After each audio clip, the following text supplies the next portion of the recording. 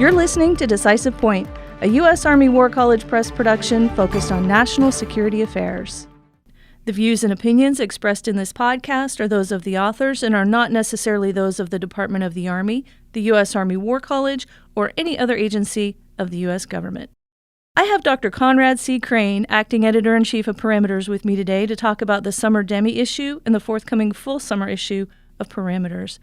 Thank you for being here, Dr. Crane. Glad to be here. Always glad to have you. So, the demi-issue. This is a relatively new product for the Army War College Press.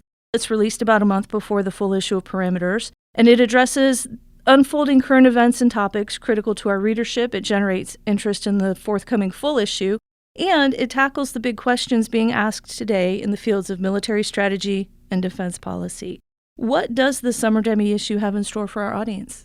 We've got a couple very interesting articles. The first is an in-focus special commentary responding to future pandemics, biosecurity implications, and defense considerations by a couple of civilian PhDs, Dan Deulis and James Giordano.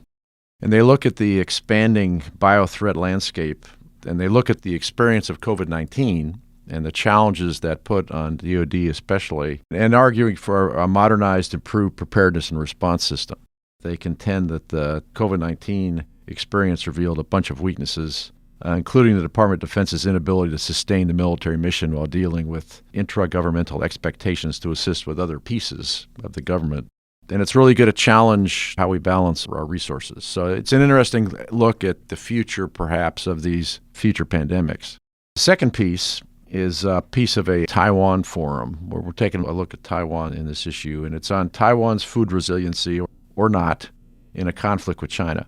The authors there, Gustavo Ferreira and Jamie Critelli, are both reserve officers, and they deal with some military issues in their normal work. But they really talk about the dilemma we face with Taiwan is it's probably got, if it gets cut off, it's got about 6 months worth of food. So the question is, how do you deal with the possibility that Chinese may blockade or somehow degrade their ability to sustain themselves? And they really look at the potential scenarios and findings that underscore the urgency for U.S. leadership and for military planners to really develop long-term logistical solutions before this crisis happens. It's two very insightful articles, little different directions, but really should give our readers something to think about. And then, of course, there's more articles coming in the full issue when it comes out about a month later. Speaking of the full issue, what can we expect? Do you have any idea what we can look forward to? We've got a set of very interesting articles scheduled for the full issue. Start out with Dr. Allison Abe, who's one of the faculty here at the War College. The title of her piece is called Understanding the Adversary, Strategic Empathy, and Perspective Taking in National Security. And she looks at this whole issue of how do you gain insight into the motives and mindsets of adversaries and partners. And she looks at a number of different scenarios.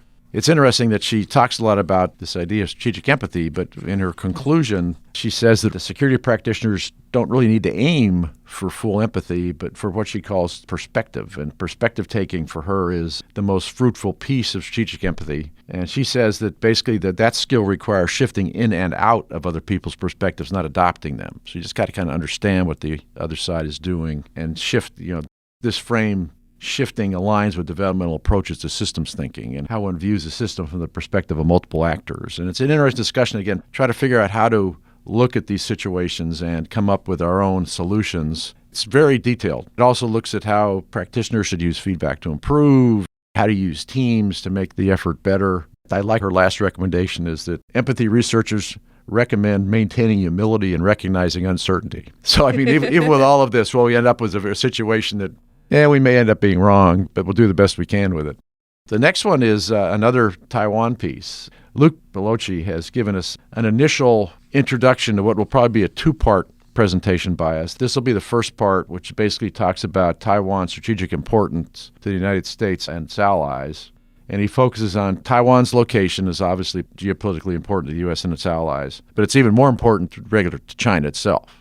He also talks about the commercial significance of everything that Taiwan does and how it's a beacon of democracy for people of China and other people around the world. The loss of Taiwan's democracy to authoritarian China would undermine our credibility with our allies and obviously have long-term implications in the region. So that's really what he looks at in this first chunk of his work. Part 2, which will come in a later issue, will review recent changes to the strategic environment, current responses, including a hard look at our own national security strategy. Next, Nicholas Murray has a piece that's called Geniuses Ride Their Luck, Clausewitz's Card Game Analogies. And the interesting thing about his piece is he talks about, the scholars talk about Clausewitz's use of card games in On War and other places, but they use the wrong card games. They use our own modern card games as examples, whereas Clausewitz, obviously he's writing a couple hundred years ago, and he's not looking at the same card games that we are. And he looks at the different perspective that you get with Clausewitz if you use these older card games. The main games that Clausewitz really references are Pharaoh, Scott, and Ombre. And one of the things is you can cheat a lot more. There's a lot more uncertainty in results. And he says, the degree of cheating in 18th and 19th century gambling and card games undermines any claims that Clausewitz's card game analogies represent any kind of reasonable degree of calculable probability in war. Basically, these were kind of very unpredictable card games because there was so much cheating that went on. And once you've got that these are far chancier games, it really changes a lot of the way that people have to look at Clausewitz. Again, if you use the right card games that Clausewitz used, then the perspective on Clausewitz changes somewhat. It's an interesting discussion. Again, a thing that really struck me going through it was he talks about how much cheating went on in these games. And for him, it makes it very clear the commanders had to be willing to gamble and take a lot of risks in their approach to warfare. So it'd be interesting to see how other people perceive it, and I'm sure there'll be some pushback with some other researchers. But one of the points he makes is, if chance and luck in war is far more extreme than was thought, and players struggle to make rational decisions because of the extreme emotion involved, then scholars must revise the way they might use game theory to model behavior. Furthermore, if there is no baseline expectation of honesty, then the role of luck and emotion is enhanced, and genius, as Clausewitz describes it, becomes even more critical. So I thought those were really interesting conclusions out of that article. We'll see what kind of comments we get back. John Bonin and Jim Scuderi, a couple of researchers here at the War College, have done a piece on the institutional Army, 6 case studies in change and innovation. They've gone back and they've looked at some historical case studies of institutional Army reforms over the last 160 years and done an evaluation of how they operated. And they tried to provide some historical insights to inform current practices to fulfill the Army's articulated 2022 institutional strategy. And they end with a very hard look at Army Futures Command and predicting how that might go. I mean, they look at the Cavalry Bureau in the Civil War. They look at the peacetime habits and wartime change in the Army after the Spanish-American War, 1898, looking at the next couple decades, including World War I. That's a very detailed study. They look at General Marshall and the development of Army headquarters for World War II and how that evolves. They look at Secretary McNamara and the development of the Army Combat Developments Command and the evolution of that particular process. They look at General Abrams and his 1973 reorganization of the Army after Vietnam. They look at the role of some of his key assistants like William Dupuy. And then they close with this look at Futures Command and try to speculate on some of the lessons from the early cases and how it might reflect on how Futures Command develops. A very interesting study. It says a lot about implications of the Army for today. One of the interesting things I thought in their conclusions, they talk about one of the problems with a lot of these changes is that substantive change and adaptation have to outlast a specific secretary and chief of staff. The problem is we lose a lot of these innovations because the country goes to war or something happens, different commander changes priorities. Again, the dilemma is how do we keep these changes active? How do we keep the Army from going back to the way it was as soon as there's a change in commander or some situation happens to make the Army change its focus? For the last full article, Spencer French has a piece on innovation, flexibility, and adaptation, keys to the success of Patton's information and signal intelligence services in 1944. Patton had this image as this combat commander and talk about these very pugnacious Patton, but he was a very competent and systematic organizer. And the way he adapted Third Army for the operations they ran into in Europe, he had successful integration of informational resources, very consistent operating concept for information and available technology, combined with his organized mobility and flexibility. And he really, these are the same elements that modern commanders are also wrestling with.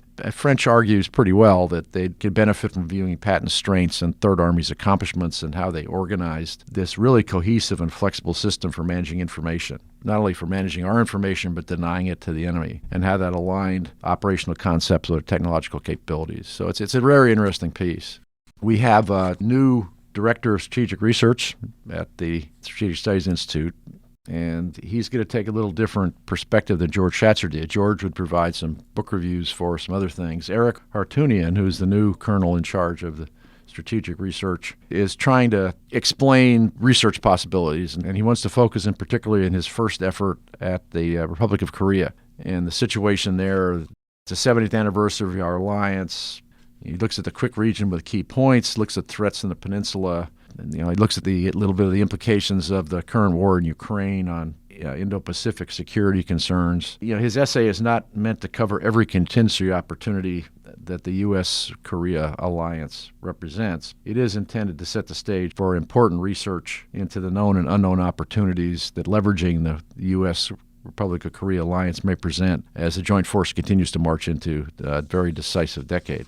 In the meantime, we've also tried to expand some things. We've added a whole number of book reviews where we've had quite a backlog of book reviews, and we're trying to get rid of them. So there's going to be more book reviews in the issue itself, but we're also initiating an online book review section. We'll post book reviews there as well. We also need to highlight there's a new SSI website coming, late summer, early fall. We need people to keep an eye out for that. There'll be the same kind of place, but it'll be a new look and have new capabilities and new things for people to see, and we think it really will enhance our ability to get information out to our readers that they really need to get. There's a lot going on at the press. We're busy. Listeners, look for the demi-issue at press.armywarcollege.edu/parameters. Dr. Crane, thank you so much for your time. Thanks for having me. Absolutely. If you enjoyed this episode of Decisive Point and would like to hear more, you can find us on any major podcast platform.